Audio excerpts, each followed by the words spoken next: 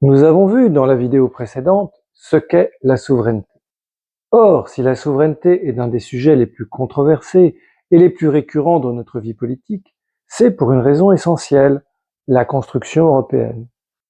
En effet, cette construction européenne pose avec acuité la question suivante. À partir de quand les engagements internationaux souscrits par un pays aboutissent-ils à une perte de sa souveraineté? C'est cette question que je vous propose d'examiner ensemble dans ce qui suit. On comprend aisément que sur le plan des principes, la souveraineté est totale. Elle ne peut pas être partagée. Nombreux sont les auteurs qui, dès l'Ancien Régime, avaient souligné cette spécificité. Par exemple, le juriste Cardin Lebret affirmait « La souveraineté du roi, par nature, n'est pas plus divisible que le point en géométrie ». Aujourd'hui, nous avons remplacé le roi par l'État, mais l'idée est exactement la même. Lorsqu'il est question de souveraineté, il s'agit toujours de savoir qui, en principe, a le dernier mot. Et par nature, le dernier mot ne se divise pas. Mais nous avons vu que dans la réalité, la souveraineté est plutôt un continuum, un but vers lequel on tend sans jamais l'atteindre définitivement, ou dont on peut s'éloigner. Or, les traités européens ont pour conséquence que de plus en plus de compétences qui, auparavant, relevaient du seul État français, sont désormais exercées par les institutions européennes. Autrement dit, dans ces matières, le droit édicté par les institutions européennes l'emporte sur le droit français. L'État, sur le territoire de la France, n'est plus une autorité suprême, mais parfois subordonnée. Jusqu'à quel point une telle subordination est-elle admissible sans que la France perde sa souveraineté, c'est-à-dire finalement sa liberté politique? Pour explorer cette question délicate, nous pouvons commencer par la jurisprudence du Conseil constitutionnel. La position du Conseil a été énoncée dans sa décision du 9 avril 1992 portant sur le traité sur l'Union européenne, dit aussi traité de Maastricht. Elle a depuis été confirmée par d'autres décisions similaires.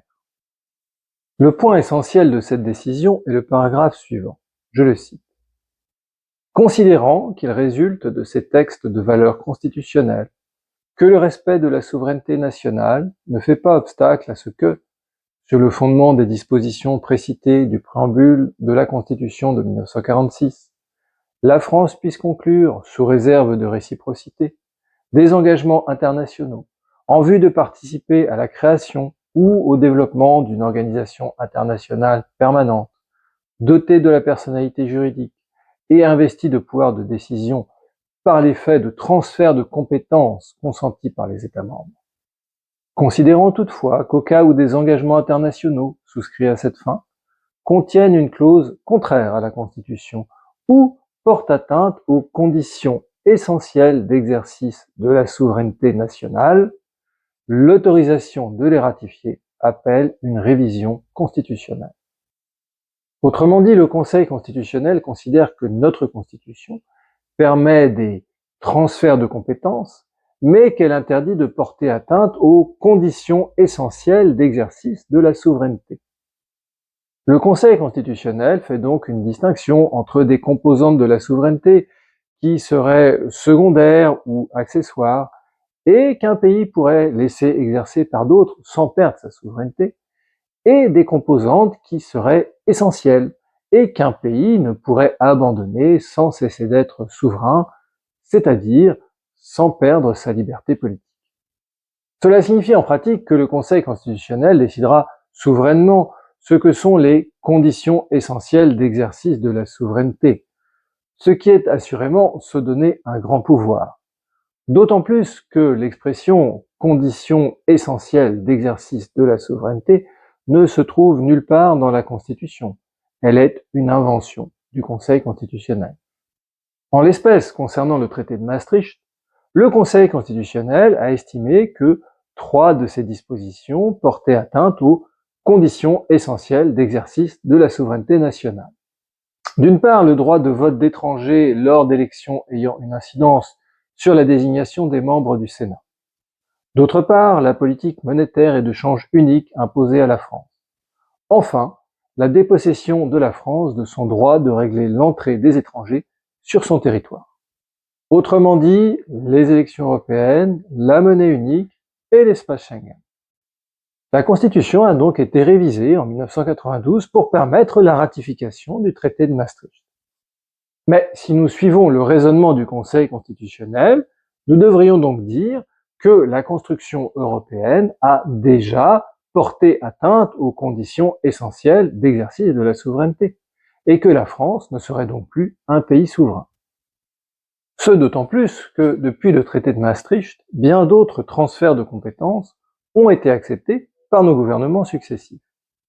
De fait, aujourd'hui, la France a perdu la maîtrise de certaines compétences traditionnellement considérées comme des prérogatives essentielles d'un État souverain.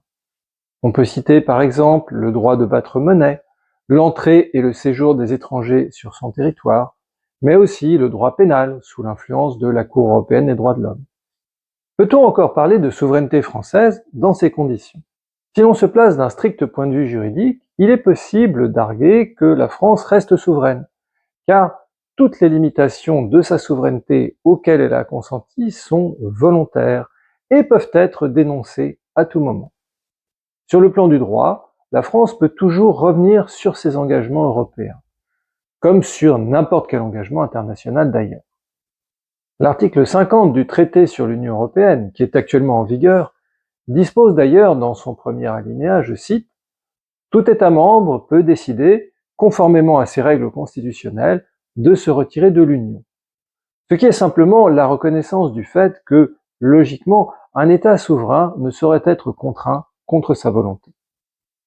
Mais comme nous l'avons vu, la souveraineté ne se limite pas à la question juridique, à ce que l'on a le droit de faire, mais elle englobe aussi le fait, ce que l'on a la capacité réelle d'accomplir. De ce point de vue, la réponse est plus incertaine. Un gouvernement français aurait-il la capacité de revenir sur ses engagements européens les plus importants, ou même de sortir de l'Union européenne, sans déclencher une révolte de toute partie de la population et une opposition de toute partie de l'appareil d'État qui aboutirait à sa paralysie ou à sa chute? Pour le dire autrement, le sentiment national l'emporterait-il sur le sentiment européen parmi les hauts fonctionnaires, les magistrats, mais aussi les décideurs économiques, les élites intellectuelles, bref, chez ceux qui, en pratique, ont une influence décisive sur le destin d'une nation? Il est impossible de le savoir aujourd'hui, et sans doute impossible de le savoir sans avoir essayé.